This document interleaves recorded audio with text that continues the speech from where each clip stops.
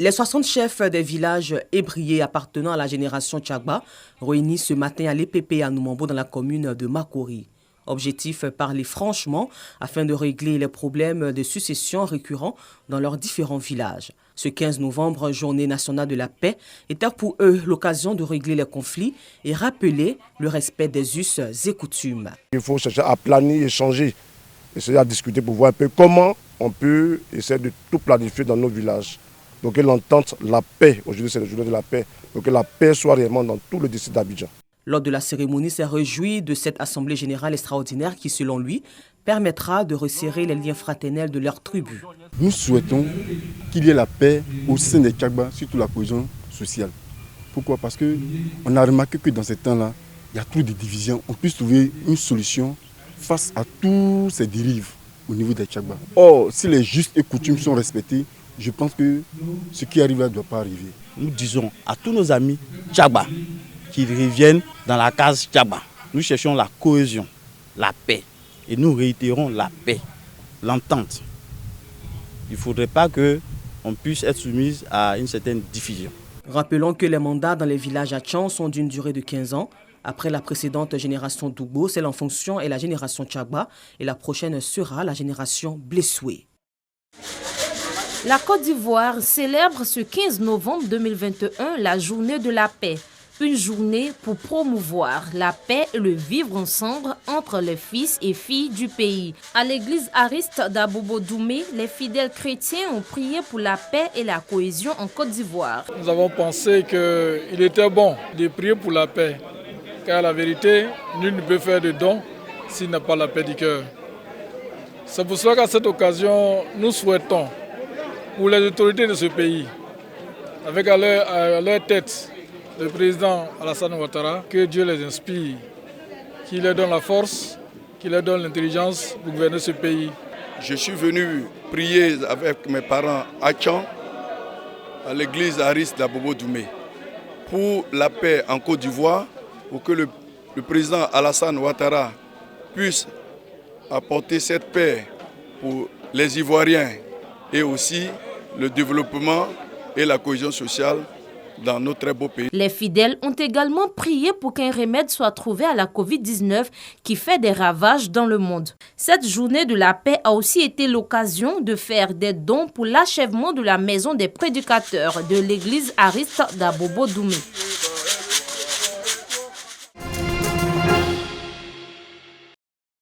Le ministère des Sœurs de l'Église du Christ d'Abidjan forme ses membres à la résilience face aux difficultés de la vie. Cette rencontre d'enseignement et d'édification spirituelle a pour but d'offrir aux femmes de cette communauté les rudiments pour être des femmes fortes. En tant que femmes, nous sommes appelés à être des secours. La Bible dit en Genèse 2 qu'il n'est pas bon que l'homme soit seul. Je vais lui faire un vis-à-vis qui va le secourir. Et nous savons qu'actuellement, le monde va de pire en pire. Et c'est le moment pour nous femmes de reconnaître notre rôle et de nous mettre à l'œuvre. Et la personne qui va nous aider à faire ça, c'est Dieu et sa parole. Placée sous le thème « Que l'occasion soit favorable ou non », la journée des femmes de l'Église du Christ d'Abidjan a été marquée par la communication du psychologue Ernest Kofi sur le thème de la résilience. Malgré les situations difficiles qu'elles aient pu vivre, elles pouvaient sortir de cette situation. Parce qu'en nous, on peut développer des capacités de résilience pour pouvoir faire face aux situations que nous vivons et sortir vainqueurs. Pour les participantes, c'est un thème qui leur offre l'opportunité d'en apprendre assez. Nous les femmes, nous sommes particulièrement vulnérables, particulièrement fragiles et nous enfonçons très vite avec les épreuves de la vie. Alors que l'existence humaine cohabite avec les épreuves. Devant ces situations, il y a deux possibilités. Soit on reste effectivement cassé et on reste par terre, soit on utilise ces situations pour rebondir et pour aller plus loin. Des chants et des prières ont mis fin à cette célébration.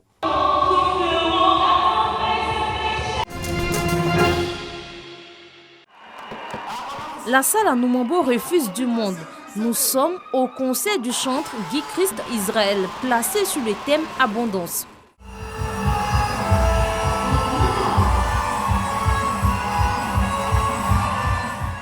Nombreux à avoir fait le déplacement, le public se dit heureux et se retrouve à travers sa musique qui renfermerait une très grande force spirituelle.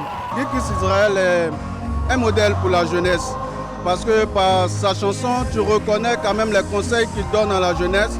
Et puis il y a ce petit côté de la musique là qui fait qu'on est motivé à suivre Christ.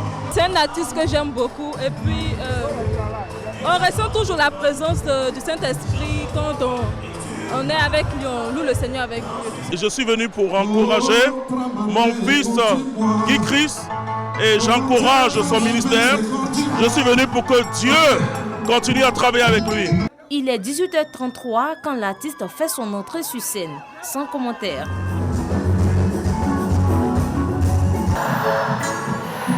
Le spectacle terminé, le chanteur se dit honoré de voir que le peuple a répondu à son appel. Je suis carrément très honoré d'être là et puis de savoir qu'à quelques jours du concert, on avait déjà fait un guichet fermé et le peuple de Dieu a répondu effectivement à l'appel.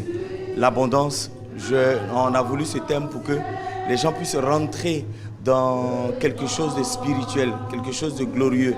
C'est pourquoi nous avons donné ce thème aussi à ce concert Abondance. Guy Christ Israël célèbre à travers ce concert le 7e jusque-là, ses 15 années de carrière.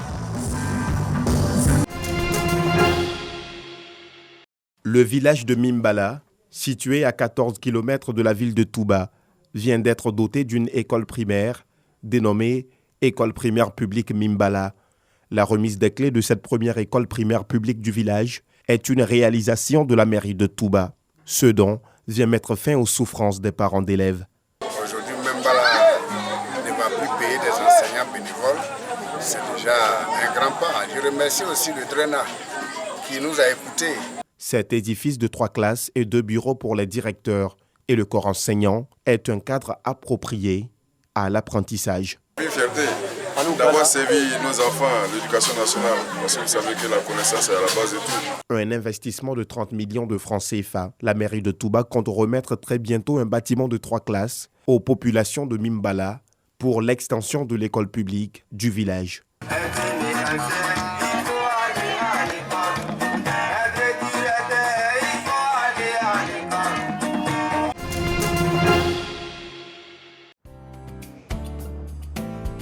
Une nouvelle capitale administrative pour le pays des pharaons.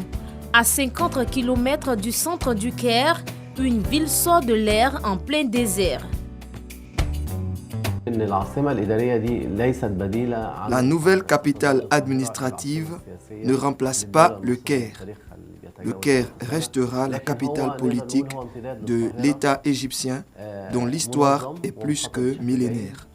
La nouvelle capitale est une extension organisée et planifiée du Caire avec des infrastructures intelligentes, ce qui en fait la première ville intelligente d'Égypte et sera le lien entre les autorités administratives et exécutives.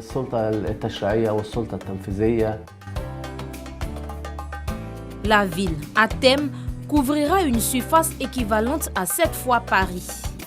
Le projet voulu par le président Al-Sisi ne manque pas de détracteurs. Le prix des appartements et des villas dépasse les capacités de la plupart des citoyens. Si l'objectif principal de la nouvelle capitale est d'accueillir 6 millions de citoyens, de quel type de citoyens s'agit-il? Certains quartiers de la nouvelle capitale administrative ressemblent à Manhattan, dans la ville de New York, tandis que d'autres quartiers ressemblent à Dubaï. Rien n'indique que la nouvelle capitale s'inspire de l'histoire et de la civilisation du Caire.